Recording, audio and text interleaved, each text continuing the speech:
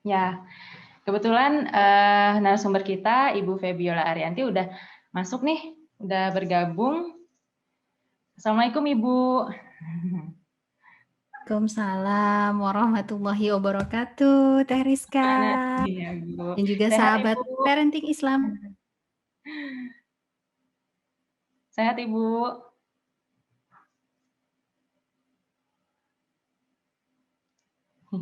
Ya, di IG masih ini ya, masih belum sinkron. Oh ya. Oke. Ya, gimana kabarnya Ibu, sehat? Alhamdulillah sehat, Teh Rizka. Udah makan siang ya Bu ya? Udah dong. Ya, Ibu. Udah siap untuk nemenin teman-teman Parenting Islam ID Iya. buat Alhamdulillah. seru-seruan siang ini. Ya Ibu. Nah, pertama-tama Rizka mau memperkenalkan nih ke ayah bunda, barangkali ada yang belum kenal. Narasumber kita ini ada Ibu Febiola Arianti, yaitu seorang financial advisor and educator yang bakal menemani kita di siang hari ini. Mungkin Ibu mau ada perkenalan lebih lanjut lagi atau gimana? Boleh, Teriska ya, sambil kita menunggu teman-teman yang lain Ya. bergabung, izinkan saya memperkenalkan diri. Mungkin ada yang sudah tahu, tapi mungkin banyak juga yang belum tahu. Saya Febiola Arianti, panggilan saya Febi, dan saya sudah bergelut ya di dunia perencanaan keuangan ini kurang lebih 16 tahun. Wah, Jadi awalnya saya belajar itu untuk keperluan sendiri nih Teh Rizka, karena merasa sama juga mungkin dengan teman-teman ya, merasa kok kayaknya kalau untuk mengelola keuangan sendiri masih perlu untuk menambah ilmu. Walaupun latar belakang saya tuh pendidikan saya sarjana ekonomi ya, tetapi kita itu kan nggak pernah belajar khusus untuk mengelola keuangan sendiri. Yang kita pelajari itu kan untuk mengelola keuangan perusahaan dan lain-lain. Nah, jadi tahun 2004 saya mulai belajar tentang perencanaan keuangan. Awalnya memang untuk keperluan diri sendiri, tetapi mulai kemudian ada teman-teman, saudara yang bertanya gitu ya, pengen diskusi, pengen apa, akhirnya dengan sendirinya ya, secara alamiah saya mulai menulis tentang perencanaan keuangan, mulai memberikan sharing-sharing session, alhamdulillah sampai hari ini. Seperti itu, Teh Rizka. Oh ya, mungkin untuk teman-teman yang hari ini mungkin gabung dari seluruh Indonesia ya, iya Ibu. saya domisili di Bandung. Saya tinggal dengan suami dan anak saya di Bandung, alhamdulillah. Oke, Bu. Barangkali kita lanjut aja ke materinya ya, Bu ya, langsung. Mhm. Kan yang seperti yang Rizka sampaikan tadi, nah masa pandemi ini ada banyak bahkan yang penghasilan berkurang, tapi kan kebutuhannya tetap, bahkan ada yang bertambah mungkin, dan ada juga yang udah ngepost-postin mungkin buat hiburan, tadi itu udah ada di komen-komennya. Nah, gimana sih itu dampaknya sebetulnya apa aja sih yang sangat berpengaruh ke penghasilan kita itu di masa pandemi ini? Boleh, Bu. Oke, bismillahirrahmanirrahim. Ya, untuk teman-teman yang baru bergabung, Assalamualaikum warahmatullahi wabarakatuh. Semoga Allah memberkahi pertemuan kita hari ini walaupun virtual ya. Semoga dicatatkan menjadi amal soleh. Amin ya teman-teman. Ya, eh, teman-teman semua, sahabat Parenting Islam ID, kita sudah ada di pesantren COVID ini sudah hampir 1 tahun. Bulan depan 16 Maret itu ulang tahun PSBB yang pertama. Iya, Ya, jadi memang kita semua sudah berada dalam situasi ini cukup lama. Tentu saja situasi ini berpengaruh pada berbagai aspek dari kehidupan kita. Nah, keuangan kebetulan terpengaruh cukup signifikan. Dari bulan Maret 2020, kemudian itu awal-awal pandemi, itu saya sudah sharing kepada teman-teman via sosial media dan juga sharing-sharing session yang saya lakukan. Saya sudah mengatakan bahwa Ketahanan keluarga untuk menghadapi masa pandemi itu sangat bergantung bagaimana kondisi kita sebelumnya. Dan sayangnya banyak keluarga yang tidak siap untuk menghadapi pandemi. Di masa pandemi ini kita mengidentifikasi ada 4 permasalahan besar yang dialami oleh keluarga. Pertama, keluarga tidak tahu standar hidupnya itu di mana. Jadi banyak keluarga yang mungkin, mengalir aja gitu mazhabnya mungkin Teh Rizka ya dan sahabat-sahabat sekalian.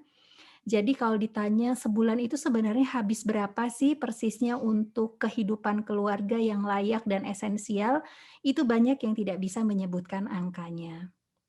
Kemudian, itu juga mengimplikasikan banyak juga keluarga yang sebenarnya defisit, tapi tidak terasa, karena tidak pernah dihitung dan tidak pernah dicermati. Kemudian, yang kedua, masalah kedua yang muncul pada saat masa pandemi adalah karena banyaknya keluarga yang terpengaruh pendapatannya karena masa pandemi, kita melihat bahwa banyak keluarga yang kemudian kebingungan karena tidak punya dana cadangan. Nah, dana cadangan ini kan gunanya untuk mengatasi situasi-situasi emergensi. Bagi Mhm. banyak keluarga, pandemi ini memberikan suatu situasi emergensi pada mereka. Contohnya, misalnya pada saat pencari nafkah utama harus kehilangan sebagian besar pendapatannya. Nah, banyak keluarga yang mengabaikan adanya dana darurat, adanya dana cadangan, kemudian mengalami kesulitan bahkan di awal-awal masa pandemi. Ya, itu yang kedua. Kemudian yang ketiga, masalah yang muncul adalah cicilan hutang yang sudah terlampau besar. Mhm. Dalam, pembagian pendapatan menurut, ilmu keuangan pribadi, ada memang beberapa pendapat, tetapi pendapat yang umum diikuti adalah cicilan hutang itu tidak boleh lebih besar dari 30%. Ternyata Teh Rizka dan juga sahabat Parenting Islam ID, banyak keluarga yang cicilan hutangnya itu kalau dihitung-hitung lebih besar daripada 30%. Ya, contohnya misalnya mereka menjadi sangat berani mengambil hutang karena misalnya punya pendapatan tambahan, punya Mhm. kemudian bonus yang lancar banget dari kantor, atau misalnya punya tambahan penghasilan karena mungkin overtime dan lain-lain sebagainya. Di masa pandemi banyak sekali penghasilan-penghasilan sampingan itu menjadi tidak ada karena jam kerja juga diperpendek, bahkan jam kerja juga dikurangi, sehingga itu berpengaruh sekali. Akibatnya kita melihat bahwa banyak sekali keluarga yang harus betul-betul berjuang bagaimana supaya bisa untuk membayar cicilannya. Nah, alhamdulillah, walaupun tidak seluruhnya, tetapi hal ini direspon oleh pemerintah dengan mengeluarkan peraturan bahwa hutang-hutang itu bisa direstrukturisasi, tetapi pelaksanaannya memang sangat bergantung pada institusi di mana orang tersebut berhubungan. Ya, jadi bisa direstrukturisasi. Tidak bisa dihapuskan, tapi bisa direstrukturisasi. Kemudian masalah keempat yang muncul, ini tidak ada hubungannya dengan angka ya Teh Rizka Mhm. dan juga sahabat Parenting Islam ID, tetapi ini adalah masalah komunikasi keuangan. Ternyata banyak pasangan, banyak keluarga tidak Iya. terbiasa membicarakan tentang keuangan. Pada Mhm. saat keuangan baik-baik saja, merasa tidak perlu untuk membicarakan keuangan. Pada saat pandemi, saat kesulitan keuangan muncul, pasangan atau keluarga menjadi terpaksa membicarakan keuangan. Mhm. Kita bisa bayangkan Teh Rizka dan sahabat parenting Islam sekalian, orang yang tadinya 2 orang tidak biasa bicara tentang keuangan, harus terpaksa, kemudian juga keterampilan untuk berkomunikasi tentang keuangan juga tidak pernah diasah. Nah, ini rawan sekali friksi. Kita juga melihat berita-berita yang muncul bahwa justru di masa pandemi sayangnya ya, angka perceraian juga meningkat. Dan dari angka perceraian yang meningkat itu, saya menengarai memang banyak juga yang diakibatkan oleh permasalahan ekonomi. Jadi mungkin kalau kita bisa, simpulkan ya, itu empat masalah umum dan masalah besar yang terjadi di masa pandemi ini. Mhm. Nah, iya. problemnya memang, terutama sih emang nggak dicatat itu ya, Bu, ya. Karena Betul. apalagi yang kecil-kecil gitu, kayak masker Bocor-bocor halus seperti ya. mhm, kayak kan sekarang banyak banget, masker yang lucu-lucu nih gitu kan, tapi kan sebetulnya ada nih masker udah ada yang kebutuhannya. Nah, Mhm. kayaknya pos-pos heeh, tapi mau karena lucu-lucu jadi pengen beli semua gitu kan. Iya Nah, iya iya iya. mungkin, jadi pos-posnya itu sebetulnya harus gimana sih bagi yang penghasilannya kurang, yang Oke. tapi kebutuhannya tetap, bahkan bertambah malah gitu. Baik, Gimana? jadi memang kita tadi sudah identifikasi 4 masalah itu ya. Nah, berarti yang tadi Teh Rizka tanyakan itu masuk di masalah yang pertama. Banyak keluarga tidak tahu sebenarnya satu kebutuhan yang esensial dia itu berapa. Itu Mhm, pun mengimplikasikan bahwa kemungkinan besar keluarga juga belum menyusun prioritasnya dengan baik. Ya, mhm, jadi nah sekarang kalau kita mau tobatan nasuha nih ya, misalnya okelah supaya kita perbaikilah di masa pandemi ini, mudah-mudahan nanti kalau rezeki kita juga membaik setelah masa pandemi, kita tidak akan jatuh pada permasalahan yang sama berikutnya. mhm. Kita itu sering lalai ya, lalainya tuh begini, pada saat kesulitan, wah gitu ya, mengeluhnya ampun-ampunan gitu, "Kapok deh, nggak akan lagi-lagi kayak gini, kita akan mengatur keuangan kita dengan baik." Nanti begitu keadaan membaik, rezekinya membaik, nanti lupa biasanya ya, gitu, lost lagi gitu. So, mari sekarang kita mulai dari dasar, ya, mulai dari dasar yaitu satu, yuk kita susun prioritas kita yang benar. Nah, untuk rumah tangga, prioritas itu kan ada di masa ini, itu menjadi hal yang juga esensial. Sandang, ya kita perlu untuk melindungi badan kita, melindungi tubuh kita ya, selain menutup aurat, tapi juga misal di masa pandemi ini ada tambahan-tambahan lain. Misalnya kalau keluar, perlu pakai masker dan lain-lain sebagainya. Mau tidak mau, itu kan juga menambah biaya. Tentu saja kita pun harus menjadi smart shopper. Maskernya yang bagaimana? Pakai ilmu lagi, maskernya yang sesuai dengan standar kesehatan, bukan hanya standar yang sekedar lucu-lucuan ya, tapi yang betul-betul bisa melindungi kita dari, virus, penyakit. Kemudian sandang pangan. Nah, pangan juga memegang peranan penting nih di masa pandemi, karena pangan itu penting untuk meningkatkan menjaga imunitas kita, menjaga kesehatan dan lain-lain. Jadi misalnya nih, untuk makanan yang tadinya mungkin ya, kita tuh hanya makan ya udah sekedar enak di mulut. Nah, di masa pandemi ini kita juga perlu memperhatikan juga nilai gizinya kembali. Kita harus melengkapi lagi ilmunya. Makanan bergizi itu bagaimana sih? Makanan untuk melindungi kita itu seperti apa? Nah, kemudian papan tempat tinggal. Tentu saja di masa pandemi ini kita banyak di rumah ya. Jadi untuk menjadikan rumah kita walaupun sederhana tapi bersih, enak ditinggali, itu menjadi hal yang penting juga. Oke, sekarang ada pertanyaan, ini udah ngepas banget Teh, semuanya kayaknya udah susah. Nah, salah satu strategi yang harus dilakukan adalah realokasi. Kita lihat di masa pandemi ini, mana sih anggaran-anggaran yang secara natural akan turun. Contoh, misalnya anggaran transportasi. Mmm, Kegiatan kita kan mungkin tidak seintens sebelum pandemi. Kalaupun misalnya WFO itu kan ada yang tidak tiap hari, ya kan? Ada yang, keluar rumah juga kita kalau memang mengikuti pedoman kesehatan, ya, memenuhi protokol kesehatan, tentunya tidak akan setiap hari keluar rumah. Keluar rumah juga tidak akan pagi keluar rumah, siang keluar rumah, sore keluar rumah gitu ya. Kalau dulu kan bebas ya, pagi keluar, iya, nanti sore jalan-jalan, siang kemana lagi, malam pergi lagi. Nah itu kan semua cost ya, biaya. Jadi mungkin ada biaya-biaya yang menurun. Contoh misalnya transportasi. Nah, dari budget biaya transportasi yang misalnya biasanya 400.000 contoh gitu ya. Di masa pandemi ini turun jadi 200.000. Nah, 200.000 ini bisa kita realokasi kemana? Misalnya untuk membeli vitamin, ya, untuk kemudian membeli makanan bergizi. Nah, itu namanya realokasi. Kita lihat lagi, kita sisir lagi. Makanya sangat penting untuk punya catatan keuangan, ya. mhm, Karena dengan catatan keuangan itu kita bisa melihat, ini pos mana, memetakannya gampang Teh Rizka dan juga iya, teman-teman Parenting ID ya.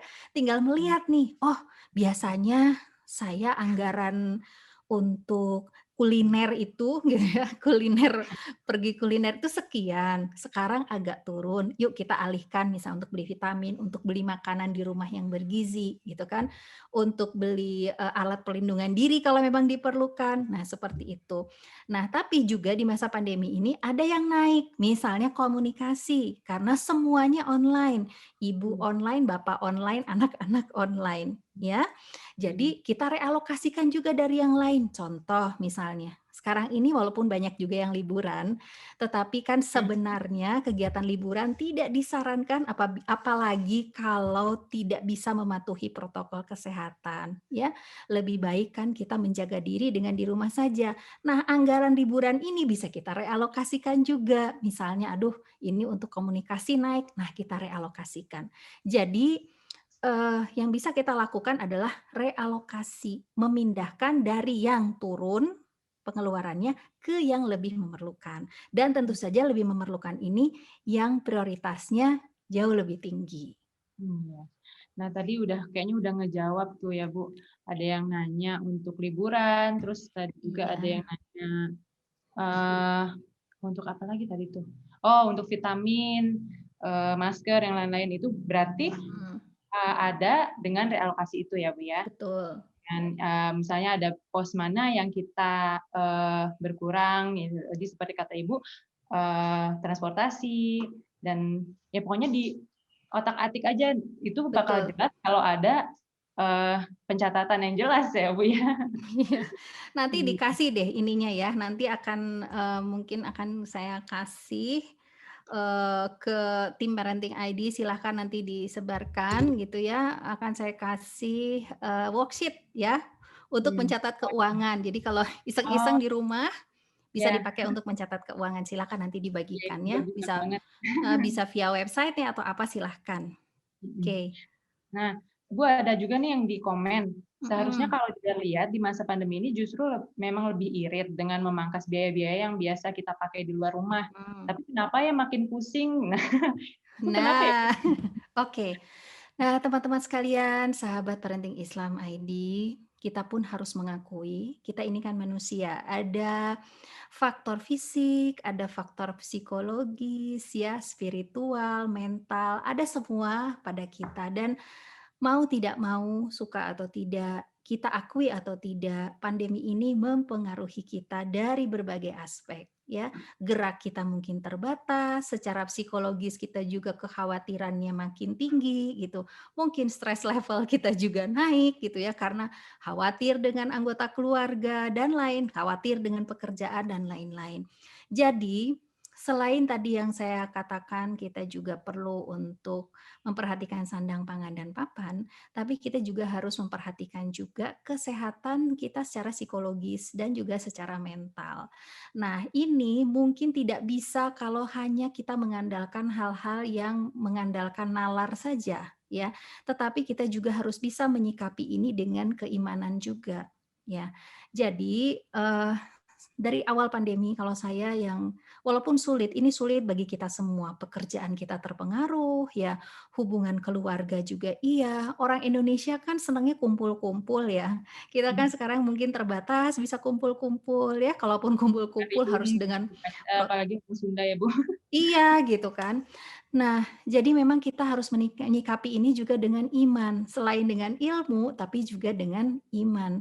Dari awal pandemi yang selalu saya ingat kalau saya pribadi, ada sebuah hadis tentang kekaguman Rasulullah pada orang yang beriman gitu ya, bahwa bagi orang yang beriman itu semua perkara baik, gitu kan. Walaupun seperti apa semua perkara itu baik baginya.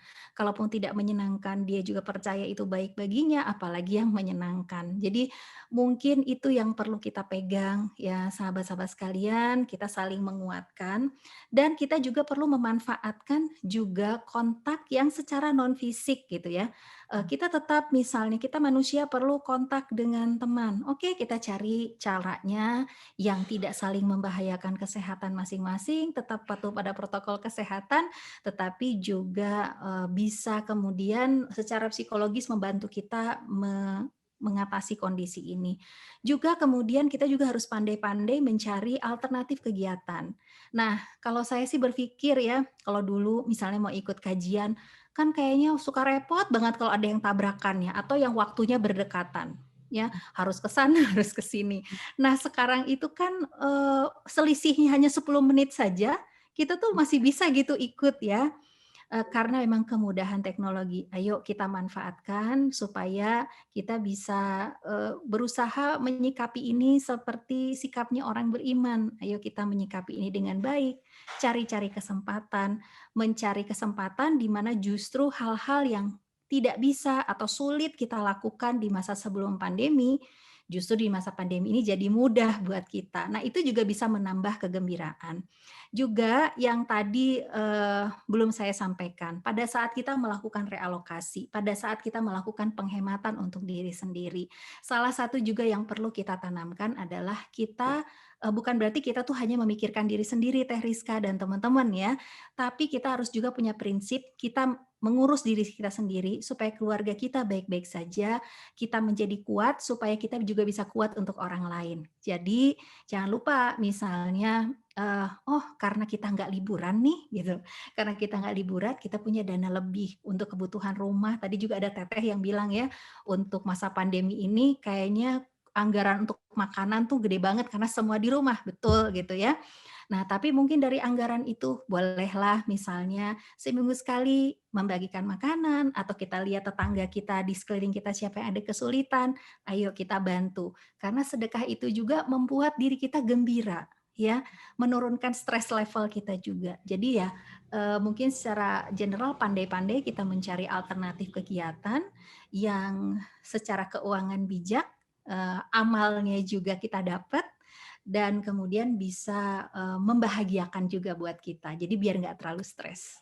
Iya, ya Ibu. Eee, Banyak banget sebetulnya ya Bu ya di masa pandemi ini yang bisa kita lakukan, bahkan ibadah pun, bisa lebih Betul, khusyuk gitu ya Bu ya. Karena iya, biasanya misalnya nggak bisa ngaji nih, karena kepepet waktu, ngantornya telat, habis subuh nggak bisa ngaji dulu gitu kan, atau iya, pulang udah capek gitu kan, betul. kalau di rumah harusnya bisa ya Bu ya. Insya Allah, gitu, Mhm. insya Allah lebih bisa ya, Mhm. gitu. Nah, untuk yang selanjutnya nih, yang tidak ada dana Mhm, cadangan yang problem di oke, pandemi ini tuh. Eee, Sekarang tuh kan penghasilannya berkurang nih, Bu. Nah, mhm, gimana ya kalau kita, nyisihin dana cadangan tuh gimana? Presentasenya oke. gimana? Karena kan udah kebutuhan aja udah kurang gitu. Betul. Baik, begini Teh, misalnya nih Teh Rizka dan juga sahabat parenting Islam, pada saat kita pandemi, lalu sebelumnya kita nggak punya dana cadangan, lalu sekarang kita juga ditambah kesulitan kita dengan misalnya penurunan pendapatan, maka langkah kita itu harus pakai prioritas, pakai tahapan dan pakai prioritas. Pertama, dalam jangka pendek ya, dalam jangka pendek kita perlu untuk melakukan penghematan, itu cara yang paling cepat ya. Cara melakukan penghematan. Jadi betul-betul kita ringkas pengeluaran kita sampai ke pengeluaran yang esensial saja, Mmm, sampai yang ke esensial. Jadi yang oh, lain-lain kita, abaikan dulu gitu ya, kita abaikan dulu. Misalnya yang tidak esensial tuh seperti apa, misalnya kita kebiasaan kalau setiap akhir pekan harus nih wisata kuliner, nah sekarang coba mhm, kita rem dulu. Atau misalnya kebiasaan kalau misalnya tidak sedang pandemi ya, harus deh itu, buka marketplace, aduh lihat-lihat ada kerudung lucu, ada blus lucu, ada apa gitu, atau pengeluaran bersifat hobi.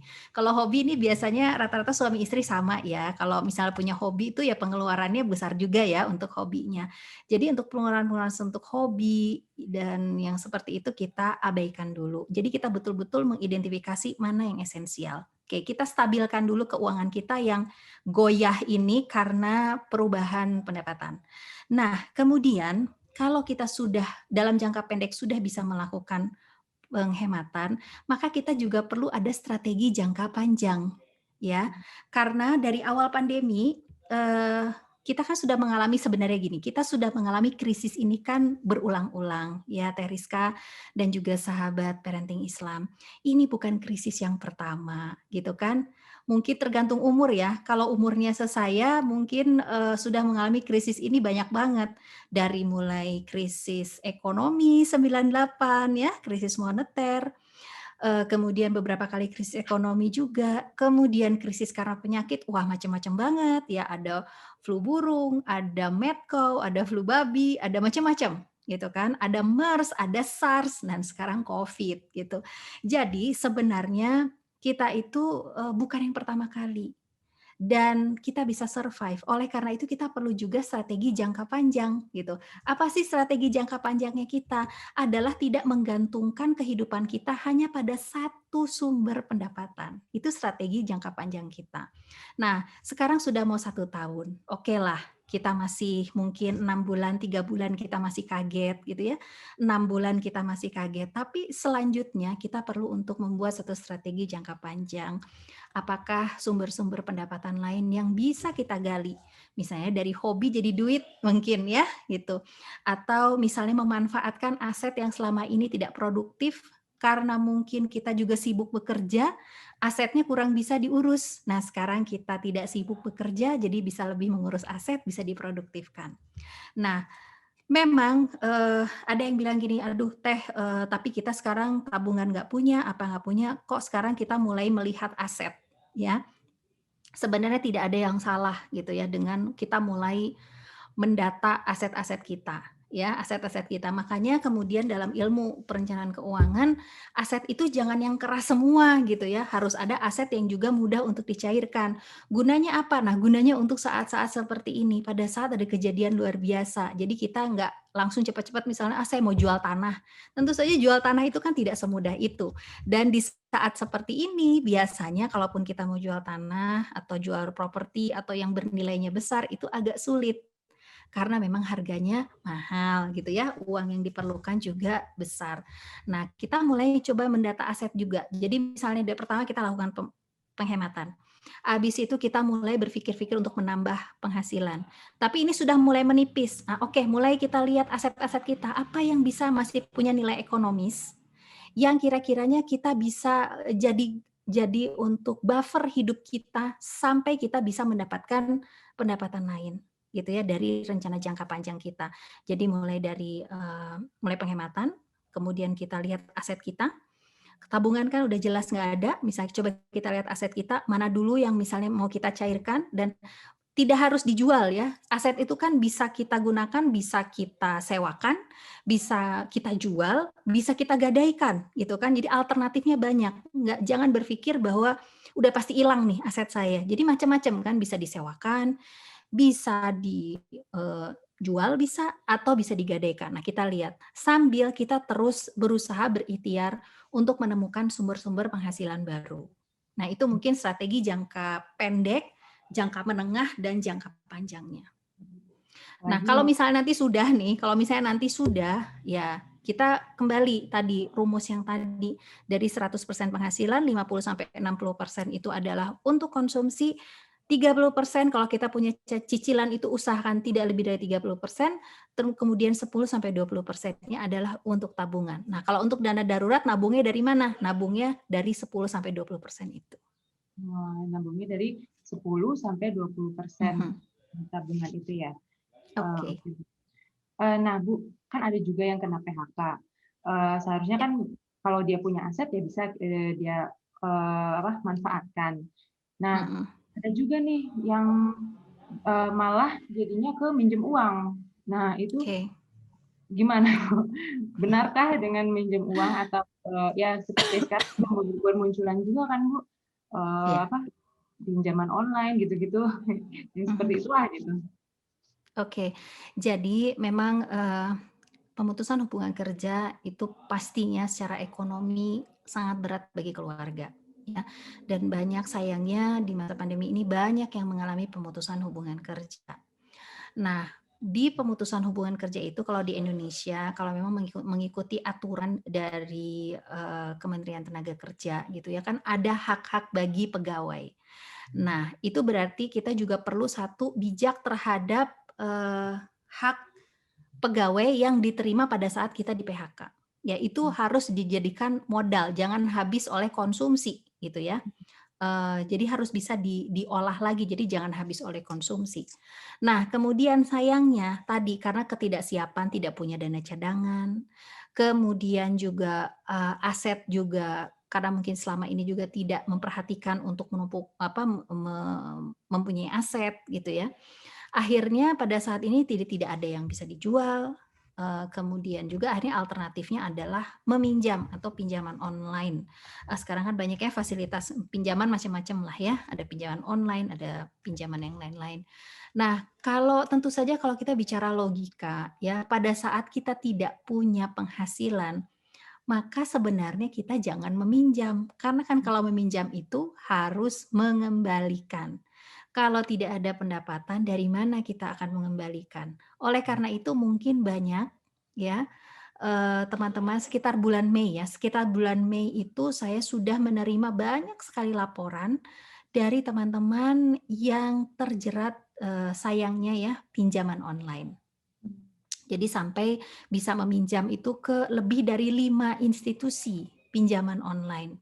Dan akhirnya menjadi, ini ya, ruwet gitu ya, Teh Rizka ya.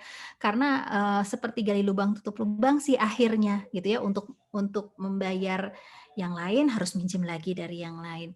Dan tentu saja ini kami tidak sarankan sama sekali gitu ya untuk melakukan, berhutang, apalagi pada saat kita belum ada bayangan untuk dari mana membayarnya gitu. Hanya karena itu akan membawa kita jauh lebih dalam ke permasalahan yang lebih rumit gitu. Jangan berhutang. Gitu ya sih Ibu ya, kalau Iya. di keuangan itu emang sih kerasa banget kalau misalnya ke utang, ya kalau bisa jangan utang lah gitu kan. Kalau mau ya keinginannya dikurangi dulu, kita nabung dulu ya Bu ya. Betul, betul.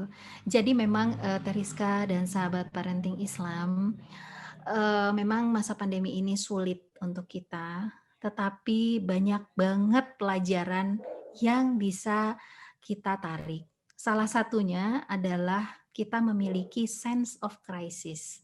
Apa itu sense of crisis? Sense of crisis itu suatu kesadaran bahwa namanya keadaan itu bisa berubah dengan cepat. Saya ingat 12 Maret 2020 itu saya masih ke Jakarta, saya masih meeting di 3 perusahaan dengan biasa-biasa saja, pulang ke Bandung naik kereta, 16 Maretnya kita PSBB dan mulai dari saat itu kehidupan kita belum kembali seperti normal. Artinya teman-teman, kondisi yang berubah, ya naik turun, ada masa panen, ada masa paceklik, itu semua adalah sunatullah. Dan kita harus siap, sebagai muslim ya kita harus siap. Tawakal itu ya bersiap untuk segala kemungkinan. Kalau bahasa awamnya ya punya sense of crisis itu. Jadi mudah-mudahan kita bisa belajar nih sekarang ya. Jadi bisa lebih memperhatikan keuangan kita, bisa lebih tahu sebenarnya kita tuh sebenarnya level kehidupan kita tuh harus di mana. Jangan sampai gaji 5 juta tapi gaya hidup 7 juta gitu kan, tanpa terasa gitu. Kemudian jangan sampai juga kita itu mengabaikan, nah udahlah nggak usah punya dana cadangan. Bahkan ada tuh yang beranggapan dana cadangan saya itu pakai kartu kredit. Nah itu ada yang seperti itu tuh. Jadi kalau ada apa-apa gesek aja pakai kartu kredit. Nah itu bukan merupakan pendapat yang benar gitu ya. Karena namanya kartu kredit kita harus bayar. Nah nanti malah hutang yang bertambah. Masuk ke masalah ketiga kan. Hutang yang terlanjur besar dan menjadi semakin besar. Seperti itu. Dan yang lagi yang harus kita perhatikan adalah pandemi ini membuat kita tuh sebenarnya karena kita disuruh diam di rumah, sebenarnya kontak juga yang terbaik itu hanya dengan circle yang kecil ya, misalnya keluarga sama tempat kerja, udah gitu kan. Nah, berarti ini adalah Allah kasih kesempatan kita untuk lebih kompak dengan pasangan maupun dengan keluarga. Dan insya Allah ini bisa menjadi ajang bagi kita untuk mengasah kemampuan kita, ajang untuk kita untuk belajar hal-hal baru gitu ya, ajang untuk kita berkomunikasi lebih baik dengan pasangan ataupun mengajarkan kepada anak-anak, terutama anak-anak yang sudah dewasa, bagaimana kita mendampingi mereka mengalami situasi ini. Karena insya Allah anak-anak yang mengalami generasi corona ini ya, artinya anak-anak yang mengalami kesulitan di masa COVID ini, insya Allah mereka itu bisa menjadi generasi yang lebih tangguh. Nah, buktinya udah ada nih, Teriska. Buktinya sudah ada. Jadi dulu ada namanya krisis yang namanya The Great Depression. Ya, The Great Depression. Itu lama sekali. Masanya itu sampai 10 tahun. Ya, Oh, di iya, masa di Great Depression itu selama 10 tahun, dari 29 sampai 39. Nah, di masa itu ada anak-anak yang lahir dan besar di rentang waktu itu, ya. Mereka ini disebut sebagai the silent generation. Nah, ternyata the silent generation ini karakteristiknya berbeda jauh dengan generasi sebelumnya. Generasi sebelumnya adalah orang-orang yang hidup dalam kemakmuran, sementara the silent generation ini adalah orang-orang yang tumbuh dalam masa sulit. Dan ternyata mereka itu jadi mempunyai karakteristik tertentu. Salah satunya adalah mereka ini adalah generasi pekerja keras. Karena mereka tahu banget sulitnya seperti apa. Kedua, mereka ini adalah generasi investor yang sangat piawai. Karena mereka sangat menghargai sesedikit apapun yang mereka miliki, mereka betul-betul bijak dalam menggunakannya. Mereka juga generasi yang tidak terlalu peduli dengan gaya hidup, berbeda dengan gaya hidup sebelumnya. Kalau sebelumnya itu generasinya disebut the roaring twenties. Wah, itu generasi lagi makmur-makmurnya gitu ya. Lalu mereka ini generasi yang lebih mandiri. Kalau generasi sebelumnya, anak dalam satu keluarga tuh bisa 5, 6, 7 gitu ya. Di silent generation, karena lahirnya di masa sulit, anak tuh cuma 2, ya 3. Jadi mereka jauh lebih mandiri, ya, mengandalkan diri mereka sendiri. Nah, dari pengalaman sejarah itu, saya pribadi sih optimis ya, bahwa anak-anak yang mengalami generasi corona, hidup di masa ini, akan menjadi anak-anak yang lebih tangguh. Tugas kita sebagai orang tua mendampingi mereka untuk mengalami kejadian ini, menjalani kejadian ini dengan baik gitu dan mengambil hikmah. Kita yang harus sebagai orang tua memperlihatkan ini loh hikmahnya. Ayo kita belajar dari sini, belajar bersabar dan lain-lain. Dan tentu saja kalau orang tuanya mau mengajarkan sabar pada anak-anaknya, orang tuanya juga harus sabar gitu ya. Nah, iya. Iya, Bu. Nih, di komen ada yang nanya, Bu, katanya lebih bagus nabung uang atau nabung emas untuk jangka panjangnya gitu. Oke, begini, kita lihat dulu instrumennya ya. Emas itu memang digolongkan salah satu instrumen investasi. Nah, tetapi kita harus melihat emas juga secara proporsional ya. Kita lihat perjalanan harga emas bukan hanya setahun belakangan ini ya. Kalau setahun belakangan ini kan memang luar biasa, walaupun sekarang lagi turun ya, emas juga sedang mengalami penurunan. Tapi coba kita lihat 5-10 tahun yang lalu. Kalau kita lihat dari historical harga emas, sebenarnya emas itu setiap tahunnya itu hanya mungkin mengalami kenaikan sekitar 8-12% rata-rata ya kalau kita tarik 30 tahun gitu misalnya atau 20 tahun. Nah, berarti angka itu kalau kita mau moderat ya kita ambil angka itu. Berarti emas ini memang kenapa emas kemudian disebut sebagai sarana lindung nilai? Karena dia melindungi nilai aset kita dari inflasi, ya. Kalau dibilang imbal hasilnya tinggi banget banget, enggak juga kalau kita lihat dari rentang yang panjang. Nah, sekarang dengan mengetahui fakta tersebut, maka bagaimana sih kita menggunakan emas ini? Bolehkah kita menyimpan gitu ya, atau aset kita itu dalam bentuk emas, bolehkah? Jawabannya ya boleh, boleh-boleh saja. Tapi sebagai muslim jangan lupa ya, kalau menyimpan emas itu kan emas itu adalah sebagai objek zakat ya, jangan lupa tuh kalau sudah 85 gram harus dikeluarkan itu zakatnya. Kalau sudah haul dan nisab juga. Nah, oke. Jadi satu, boleh nggak emas? Boleh, jangan lupa zakatnya. Kemudian apa sih ekspektasi kita kapan instrumen emas ini memberikan istilahnya bukan keuntungan ya, tapi memberikan manfaat yang optimal kepada kita. Kalau kita menyimpan emas ini adalah untuk jangka waktu menengah sampai panjang. Ya, jadi bukan untuk jangka waktu pendek. Saya sih tidak menyarankan, jual beli emas gitu ya, kayak sekarang kan banyak ya, yang beli nanti habis itu kalau naik turun, beli lagi, beli naik jual beli gitu. Pertama ya Anda harus selalu memantau pergerakan harga emas, karena kan harga emas itu ada naik turunnya gitu. Terus, kemudian kenapa tidak jangka pendek? Karena kalau jangka pendek ada resiko fluktuasi harga, ya, ada resiko fluktuasi harga. Kalau 1 tahun itu fluktuasi harganya lumayan gitu kan, atau fluktuasi harga lumayan atau mungkin tidak, pergerakannya sama sekali tidak banyak gitu ya, tergantung. Coba teman-teman lihatlah coba lihat grafik harga emas 20 tahun, 30 tahun, nah situ mungkin bisa melihat gambaran yang jauh lebih, proporsional ya tentang emas. Nah, kapan emas ini baik? Kalau untuk jangka panjang, gitu ya, jangka panjang lah, di atas 4 tahun, di atas 5 tahun, bahkan di atas 8 tahun. Itu baru kita bisa, menikmati gitu ya, keuntungan dari emas ini. Artinya kalau misalnya kita beli emas ini di tahun 2014 waktu itu, mungkin ya sekarang di 2021 kita sudah menikmati, peningkatan harga emas yang cukup signifikan. Nah, tapi kalau misalnya kita baru belinya pertengahan tahun 2020, mungkin sekarang belum terasa, malah justru mungkin mengalami penurunan.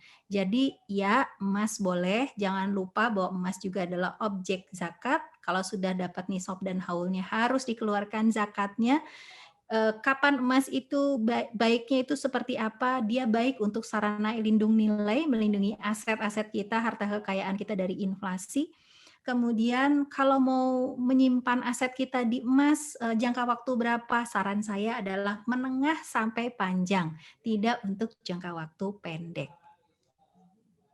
Iya, kalau mau jangka waktu pendek berarti nabung uang aja ya Bu ya? Ya, pendek itu kan 1 sampai 3 tahun. Kalau 1 tahun ya uangnya diparkirin aja lah, misalnya di deposito syariah. Kalau misalnya mau lebih lama dengan, misal sampai 3 tahun, alternatifnya juga ada gitu ya, misalnya bisa di reksadana pasar uang syariah. Kalau emas 3 tahun, ya harus siap gitu. Kalau mau tetap kekeh di emas ya harus siap, ada bisa naik, bisa turun Iya ya. gitu. Nah, Bu, ada yang nanya lagi.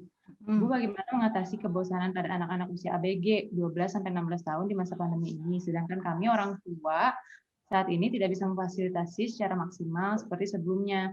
Mungkin ini ya Bu, mengatasi kebosanannya itu rekreasinya mungkin ya Bu ya. mhm.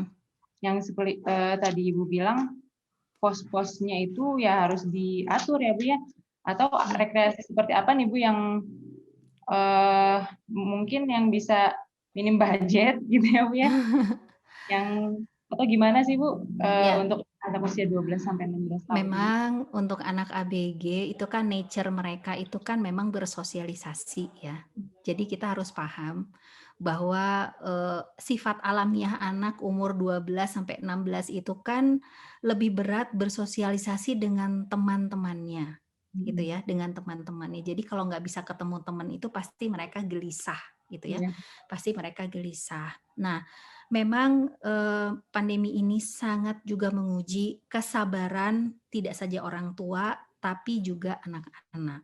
Nah, kebetulan saya juga punya anak, nggak ABG banget sih, anak saya udah 19 tahun ya, alhamdulillah, sekarang. Jadi memang, pertama yang kami lakukan itu, pertama dari awal pandemi tidak bosan-bosannya memberikan pengertian kepada anak-anak bahwa ini adalah masa yang berbeda. Bukan mhm, kita takut pada virus, bukan kita takut pada apa, tapi ini adalah ikhtiar kita untuk sehat. Jadi yang pertama itu memang pengertian, pengertian untuk mereka, ya. Kenapa ini berbeda, kenapa sekarang nggak bisa pergi sesuka-sukanya, kenapa kalau pergi keluar terus ibunya panik harus pakai masker dan lain-lain gitu ya, karena memang ini masa yang berbeda. Kemudian yang kedua, anak itu kan pencontoh yang baik ya, anak itu kan pencontoh yang baik.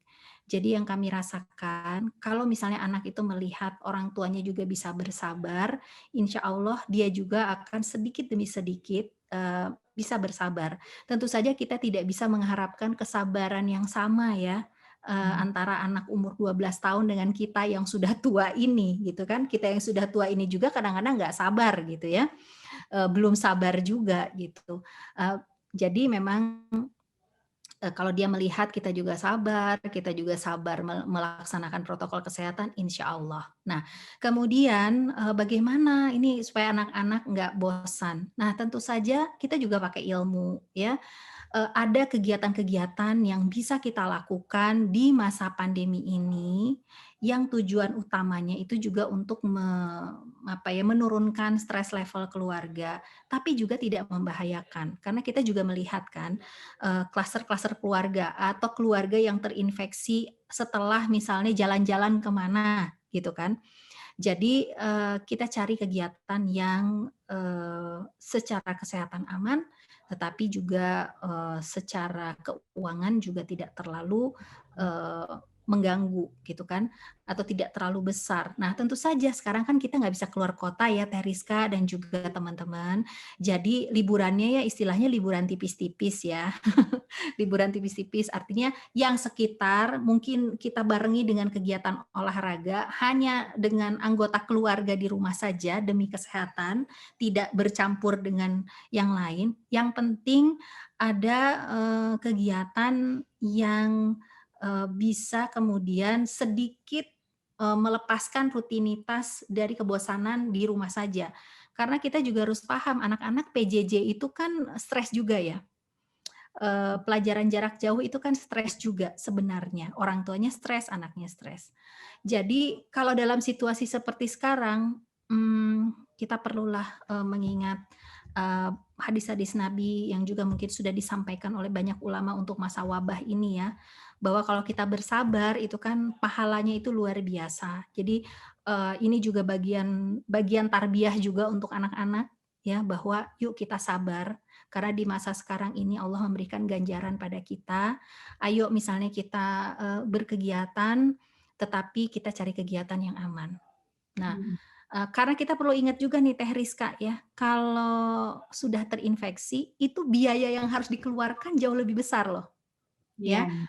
Walaupun misalnya kita isolasi mandiri di rumah, tetap aja ya, misalnya kita perlu misalnya untuk vitaminnya, untuk makanannya, untuk apanya, untuk kemudian belum lagi kerepotan yang, mengurusnya gitu kan, harus pakai masker, harus pakai APD dan lain-lain.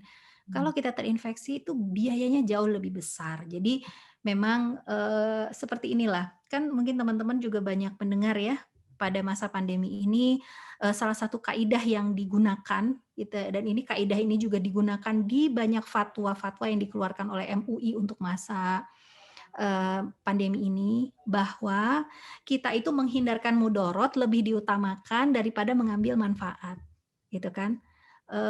Bermanfaat nggak sih sebenarnya liburan dengan keluarga? Ya bermanfaat, tapi ada mudorotnya, yaitu kemungkinan tertular virus atau menularkan. Maka yang harus kita utamakan adalah menghindari tertular virus atau menularkan. Nah, ini seperti itu. Iya, Jadi sebenarnya udah lengkap nih Teh Rizka dan teman-teman ya, Islam sudah menuntun kita dalam berbagai situasi gitu. iya. Dalam pandemi pun kita masih dituntun dengan Mhm. tuntunan yang lengkap. Iya, jadi lebih baik mencegah lah ya Bu ya daripada Mhm. mengobati. Walaupun katanya yang di rumah sakit pun di-cover, tapi kan di rumah juga harus tambah imunnya harus ditambah juga ya Bu ya? Betul betul. Belum lagi untuk tes-tes mandiri ya, karena Nah, tidak iya. semuanya tidak semuanya, di-cover gitu. Mhm. Nah Bu, ada juga yang bertanya Mhm. tentang asuransi nih Bu. Oke. Masa pandemi rasanya semakin banyak tawaran dari agen asuransi, misal asuransi kesehatan dan asuransi jiwa. Minta tips untuk memilih asuransi. Gimana Bu? Terima kasih, Kak. Oke, terima kasih. Bismillahirrahmanirrahim. Asuransi ini kan sifatnya adalah proteksi terhadap resiko-resiko yang terjadi. Tetapi asuransi ini kan juga tidak gratis. Artinya kita perlu untuk membayar premi untuk mendapatkan coverage, gitu kan, Teh Rizka dan juga sahabat Parenting Islam ID. Oleh karena itu, penggunaan asuransi ini perlu kita timbang dengan sebijak-bijaknya. Apalagi sekarang ini di masa pandemi di mana memang mungkin pendapatan kita pun perlu kita atur dengan dan pengeluaran kita perlu kita atur dengan sebaik-baiknya. Nah, untuk kita warga negara Indonesia, untuk asuransi kesehatan itu kan kita punya, jaminan sosial yaitu BPJS ya. Jadi saya sarankan sebelum kita bicara tentang asuransi yang lain-lain, nah ini teman-teman pastikan sudah punya BPJS dulu gitu ya. Karena itu adalah jaminan dasar bagi kita ya untuk mendapatkan akses kepada layanan kesehatan. Oke, itu satu. Nah, sekarang bagaimana nih dengan asuransi jiwa? Nah, asuransi jiwa saat ini sudah ada asuransi jiwa yang menggunakan prinsip syariah. Jadi kalau teman-teman mau pakai asuransi jiwa, pastikan ya pakai yang asuransi jiwa yang syariah. Nah, apa sih asuransi jiwa ini? Nah, asuransi jiwa adalah untuk mengcover kehilangan nilai ekonomis pada saat orang yang biasanya menghasilkan pendapatan untuk keluarga terjadi sesuatu pada dia. Nauzubillah min zalik, misalnya sakit, cacat, atau meninggal dunia, gitu ya, meninggal dunia. Jadi sekarang kalau kita perlu nggak asuransi jiwa, gitu ya? Kita perlu nggak asuransi jiwa pada saat ini? Nah, kita perlu lihat lagi kalau karena asuransi itu kan spesifik, perjanjiannya disebut polis. Kita perlu lihat lagi, kalau misalnya meninggal karena Covid, apakah itu masuk dalam hal yang bisa masuk dalam klaim? Nah, itu kan harus kita periksa lagi. Artinya bukan, bukan hanya, "Oh ya udahlah pasang asuransi jiwa," karena toh preminya juga lumayan. Jadi asuransi jiwa itu idealnya untuk siapa? Misalnya untuk pencari nafkah utama, idealnya. Karena kalau dia meninggal, keluarganya tidak punya nafkah lagi, oleh karena itu asuransi akan mengcover, mengambil alih kalau dia meninggal. Tetapi yang saya sarankan di masa sekarang ini tolong baca baik-baik, bagaimana kontrak atau polis dari asuransi jiwa tersebut. Karena sekarang kita ada dalam kondisi khusus gitu ya, kondisi pandemi, apakah akan mengcover atau tidak, satu gitu ya. Kemudian masalah asuransi kesehatan. Nah, asuransi kesehatan kalau misalnya kita itu punya keleluasaan dana, ya, punya keleluasaan dana, maka boleh-boleh saja menambah asuransi kesehatan di samping BPJS yang sudah kita miliki. Ya, tapi BPJS-nya harus tetap gitu ya, jangan sampai nggak punya BPJS gitu ya, karena itu adalah akses kepada sistem kesehatan yang dijamin oleh pemerintah. Sekarang perlu nggak asuransi kesehatan tambahan? Nah, tergantung lagi. Kalau punya keleluasaan dana silahkan. Kalau tidak punya keleluasaan dana tidak perlu dipaksakan gitu. Karena benefit daripada asuransi kesehatan itu hanya bisa kita rasakan kalau kita sakit gitu. Kalau kita nggak sakit kan kita tidak akan merasakan benefitnya gitu. Dan di masa sekarang jangan sampai juga udah hutang diturunin gitu ya, udah utang diturunin, semua pengeluaran udah dihemat-hemat, tapi pengeluaran asuransinya jadi tinggi sekali gitu. Itu juga tidak bijak, sampai misalnya nggak bisa nabung, sampai nggak bisa apa, itu juga nggak bijak ya. Artinya pilihlah asuransi yang sesuai keperluan dan juga sesuai kemampuan. Kalau ada keleluasaan silahkan, kalau tidak ada jangan dipaksakan. Ya, balik lagi Optimalkan ke saja, jaminan kesehatan yang disediakan oleh pemerintah, gitu.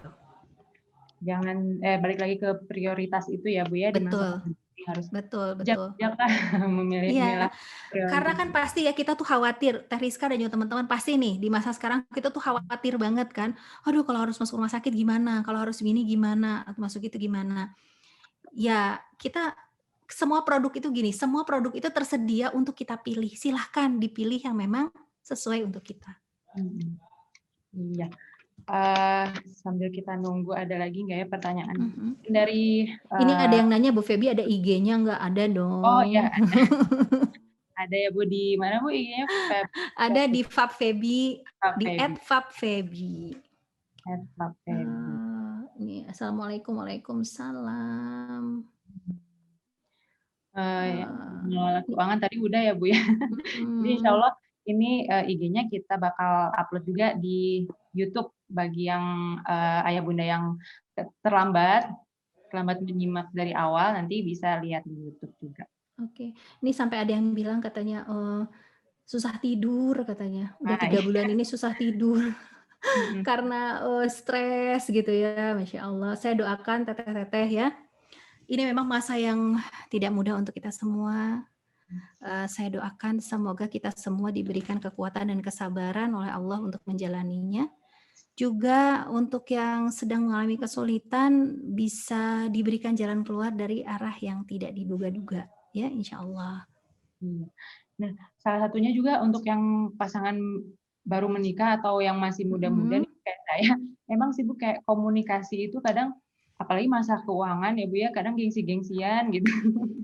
Nah, apalagi yang iya bener, yang biasanya nggak pernah ngobrolin, nah sekarang udah Mhm. kayak gini kepepet, ya harus ya Bu ya, jadi harus diturunin Iya, dulu tuh sama gengsinya. eee, justru saya berpikir salah satu hikmah dari masa pandemi ini, suami istri harus lebih kompak bicara keuangan justru adalah untuk mengundang barokah. Ya, Mmm, mungkin selama ini, karena kan rezeki itu kalau untuk keluarga itu bisa datang dari istri, bisa datang dari suami gitu ya.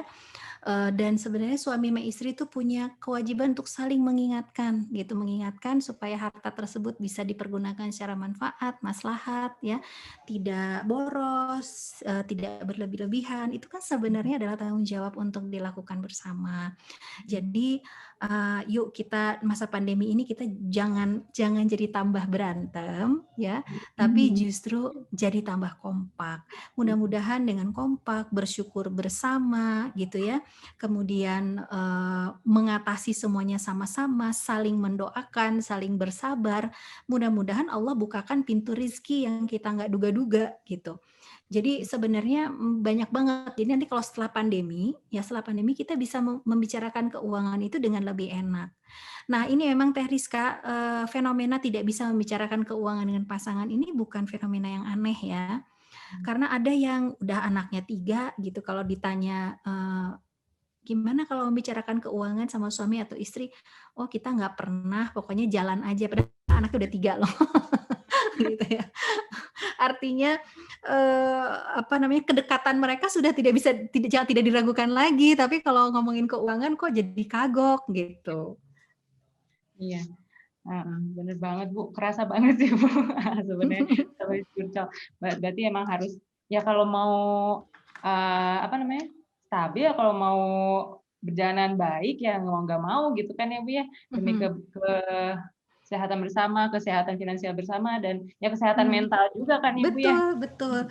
Jadi kadang-kadang, nih ibu-ibu nih biasanya ya, ibu-ibu karena merasa bahwa peran, tradisional sebagai pengatur keuangan atau menteri keuangan di rumah itu adalah pada ibu-ibu, jadi kadang-kadang ibu-ibu suka stres sendiri gitu kan, Iya, pada setuju. saat, "Aduh ini gimana aduh ini gimana?" Terus Mmm, misalnya bilang sama suami ya, kan, kadang-kadang respon orang itu tidak sebaik yang kita inginkan. Tetapi iya, respon yang tidak sebaik yang kita inginkan itu boleh jadi karena mungkin penyampaian kita pun nggak mhm, sebaik yang dia iya, harapkan, gitu kan. iya, Nah, jadi ini mungkin ada sedikit tips nih ya untuk para ibu-ibu, mhm, kadang-kadang kita tuh suka berantem nggak penting gara-gara ngomongin uang. Contoh iya, nih betul, misalnya, udah tanggal 23, wah udah mulai menipis, tiba-tiba ada pengeluaran mendadak. Tentu saja kita bilang kan sama suami, "Ya ini kayaknya ada kurang nih uang belanjanya," gitu kan. Nah, wanita dan pria itu kan beda ya Teh Rizka dan iya, juga sahabat parenting iya, iya, Islam. Pasti, suami wajar dong nanya, "Berapa Mi kurangnya?" Nah, ibu-ibu kadang-kadang mungkin nanyanya udah sore, udah capek, ibu-ibunya juga udah lelah gitu ya. Ditanya seperti itu sama suami, mikirnya suami nggak percaya gitu. heeh, Ya kan? "Ini kenapa nanya balik berapa? Emangnya nggak percaya? Nggak tahu apa dia tuh harga-harga sekarang naik? Masa mana masa pandemi?" Mulailah gitu ya. iya, Padahal, nggak itu optimis hal-hal aja. yang bisa dihindarkan. Coba bayangkan, coba kita sama-sama bayangkan ya, kalau Mhm, kita sama-sama punya catatan keuangan gitu iya, kan. Begitu misal kelihatan kurang, pas ditanya sama suami, "Kurangnya berapa Mi? Kenapa Pak bisa kurang?" Kita tinggal sodorin data, bener nggak? iya betul Ini banget. kurangnya sekian, karena ada pengeluaran mendadak ini ya, kita kan nggak punya cadangan, jadi ya ini terpaksa nih ada kekurangan, gimana ya solusinya? Mungkin dengan cara seperti itu, friksi-friksi dan juga keributan-keributan itu bisa sedikit dihindari. Juga perhatikan ibu-ibu juga ya kalau misalnya mau ngajak suaminya berbicara tentang keuangan, perhatikan juga timingnya. Jangan pada saat suami baru pulang capek, belum dikasih makan, belum dikasih minum ya, langsung sudah dihadapkan pada permasalahan. Cari waktu yang enak dan mulai dari topik-topik yang ringan. Juga nada bicara jangan saling menuduh. Ini kalau ada bapak-bapak yang hadir juga ya, mudah-mudahan. Jadi kata-katanya jangan kamu gitu ya. Kamu boros sih. Kamu paket melulu gitu kan. Kamu nggak mau ngurangin hobi. Kamu ini kamu. Jangan terlalu banyak kamu. Tapi kita gunakan bahasa kita.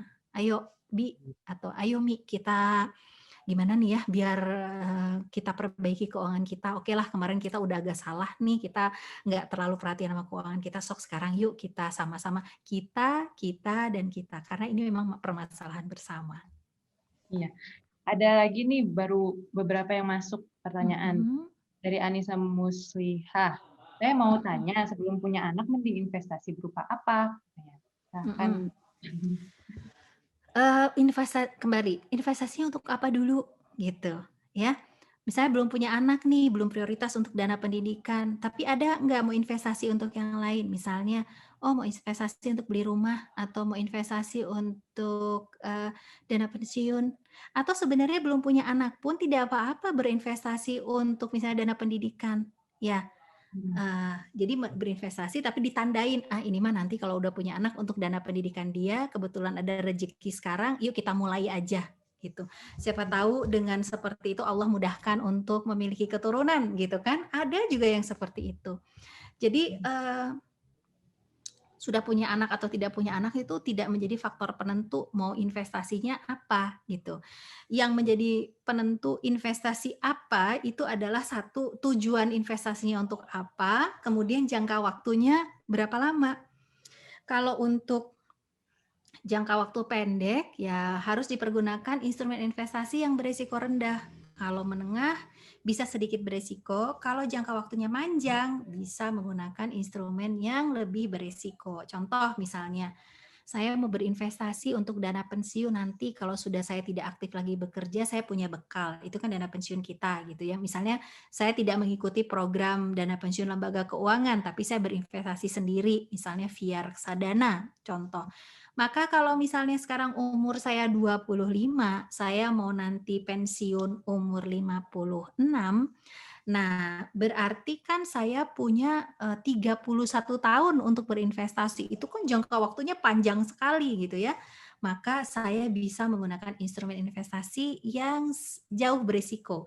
Jadi misalnya yang tinggi risiko misalnya pakai reksadana saham misalnya.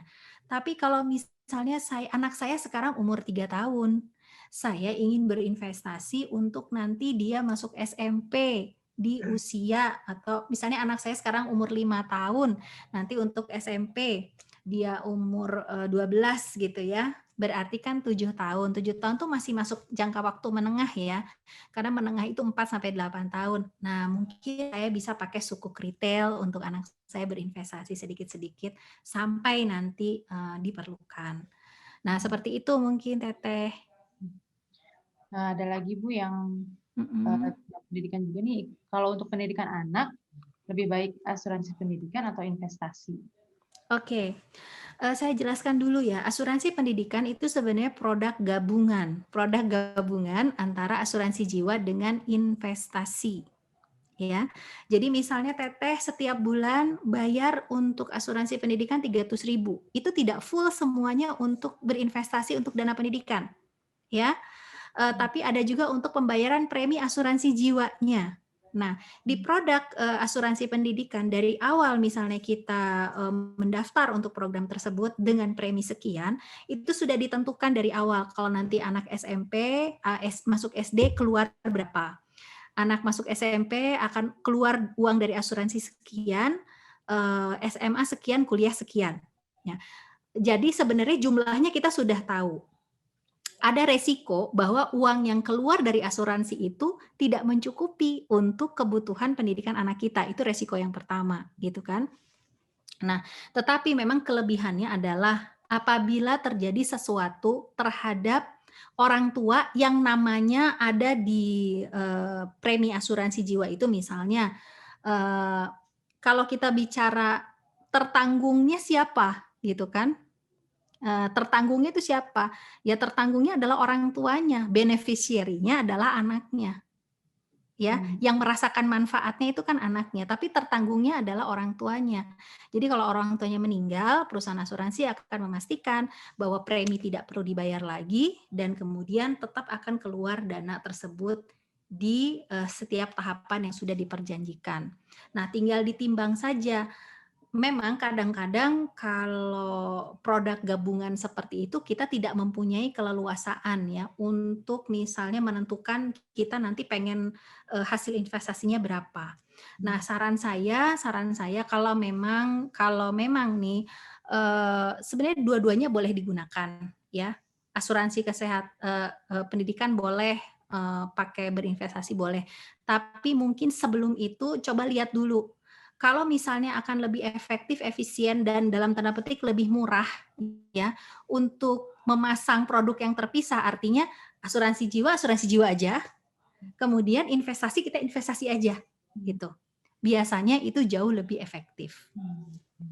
Nah, Bu, Mhm. kalau untuk misalnya kita ikutan kelas online untuk menambah apa ya, menambah pengetahuan lah ya, itu termasuk Mhm. investasi atau masuknya ke apa namanya, kebutuhan. Jadi pos-posnya itu kita yang mana gitu yang kita gunakan? Oke, kalau kita menambah ilmu, itu kan sebenarnya, kalau kalau lihat dari expenses-nya ya, dari pos pengeluarannya itu ya sebenarnya expenses, pengeluaran. Kita bayar untuk mengikuti misalnya kursus online atau apa, menambah ilmu apa.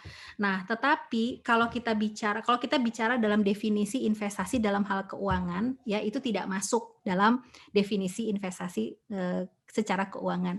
Tapi itu adalah investasi ilmu kita dalam tanda petik ya, investasi dalam tanda ilmu, investasi leher ke atas lah. Yang mana dengan pengetahuan itu kita nanti bisa membuat keputusan-keputusan yang lebih bijak gitu loh Teriska. Jadi tidak membuat kesalahan-kesalahan, keputusan yang mungkin nanti secara finansial juga akan merugikan. Nah itu. Berarti ya itu tadi ya Teh, Bu, baginya itu di pos Iya, eee, jadi mungkin harus harus ada pos misalnya, gini, saya pengen nambah ilmu ini gitu ya, misalnya udah tahu nih kursusnya nih sekian harganya.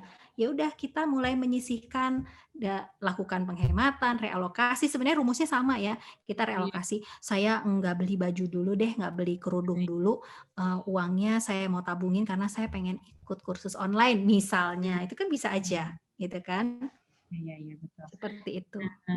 Nah, ada yang nanya lagi, mengatur mengatur keuangan tadi udah kita bahas lengkap ya, Bu, ya, Mhm bagaimana mengatur mhm. keuangan. Mungkin nanti bisa lihat kita taruh di YouTube bagi yang ketinggalan. Oh, ini ada yang masalah asuransi dalam Islam bukannya tidak boleh. Oke, Oh, iya. ini penting kenapa saya bahas ya, untuk pengetahuan kita bersama. Alhamdulillah kita sebagai muslim di Indonesia sudah mempunyai pilihan produk syariah, ya. Mhm. Kalau asuransi konvensional, iya saya setuju, haram karena mengandung riba, ya. Tetapi kalau asuransi syariah itu sangat berbeda dari akad maupun prinsipnya. Dan jangan khawatir karena asuransi syariah itu sudah mengikuti fatwa-fatwa dari DSN MUI yang sudah dirumuskan oleh para ulama, kemudian juga sudah mengikuti aturan pemerintah sehingga sudah bisa kita kan tinggal menggunakan ya. Kita sebagai pengguna sudah bisa lebih tenang bahwa kita sudah memiliki produk asuransi syariah. Makanya dari tadi saya tekankan kalau asuransi tolong pilih yang syariah. Iya, alhamdulillah. Ya mungkin itu bisa jadi pilihan tetehnya ya yang nanya, Hmm. atau bisa juga dicari-cari Investasi lagi. sudah ada investasi syariah, bank ada bank syariah, asuransi syariah, dana pensiun lembaga keuangan sudah ada yang syariah. Alhamdulillah bagi kita muslim di Indonesia sudah ada alternatif yang halal. Insya Allah.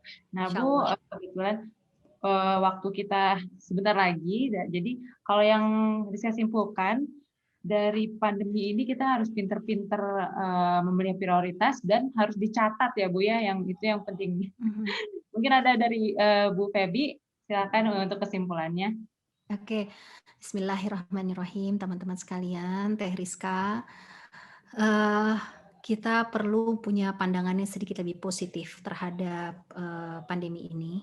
Mari kita melihatnya dari kacamata orang beriman. Mudah-mudahan ini latihan, jadi setelah pandemi jadi orang beriman beneran gitu ya, karena sudah berlatih. Ya. Kemudian dari sisi ikhtiar kita sebagai manusia dalam sisi keuangan, anggap saja ini Allah sedang melatih kita untuk lebih amanah, lebih bersyukur terhadap harta yang Allah titipkan. Salah satu hal yang bisa memudahkan dari sisi pengawasan, dari sisi kita mengatur keuangan, dari sisi komunikasi kita dengan pasangan dan lain-lain, itu memang memiliki catatan keuangan. Karena kemampuan otak kita terbatas, kita tidak ingat semuanya, gitu kan? Dan kita juga sering hilaf, ya. Kalau nggak lihat angka, kita juga sering hilaf, ya. Jadi untuk menghindari hal-hal seperti itu, yuk kita bikin catatan keuangan yang kemudian jadi bahan untuk dibicarakan dengan pasangan, jadi bahan kita untuk mengatur prioritas kita, mengatur pengeluaran kita, supaya dalam masa yang tidak mudah ini, keuangan kita tetap bisa stabil, tetap kita bisa berjalan untuk memenuhi kebutuhan-kebutuhan esensial kita, dan mudah-mudahan kalau kita sabar dan tawakal, Allah juga akan bukakan jalan dari arah yang tidak kita duga-duga. Iya, baik. Terima kasih banyak Ibu Febi. Sama-sama. Mudah-mudahan kita bisa ketemu lagi ya Bu ya di pembahasan-pembahasan yang Insya lainnya. Allah. Jadi Insya bagi Allah, yang insya Allah. ada yang baru nonton katanya, nanti kita taruh di YouTube insya Allah bagi yang Insya baru nonton. Allah. Nah, karena ini masalah waktu bagi teman-teman yang masih mau bertanya, bisa juga melalui DM Parenting Islam ya. Nanti kita tunggu pertanyaan-pertanyaannya. Bisa juga nanti kita juga mungkin kita nanya ke Bu Febi, nanti kita bikin Rangkum ya Teh. artikelnya ya. Ya, siap. Ya, Ya. dirangkum nanti sama Ya, teman-teman dirangkum. Parenting ID, pertanyaan-pertanyaan yang sejenis, insya Allah akan dijawab. Iya, terima kasih banyak Bu, terima kasih banyak Sama-sama, semuanya teman-teman teman semua. ayah bunda yang udah nonton. Kita ketemu lagi di lain waktu, insya Allah. Wabillahi taufiq wal hidayah. Wassalamualaikum warahmatullahi wabarakatuh. Waalaikumsalam warahmatullahi wabarakatuh.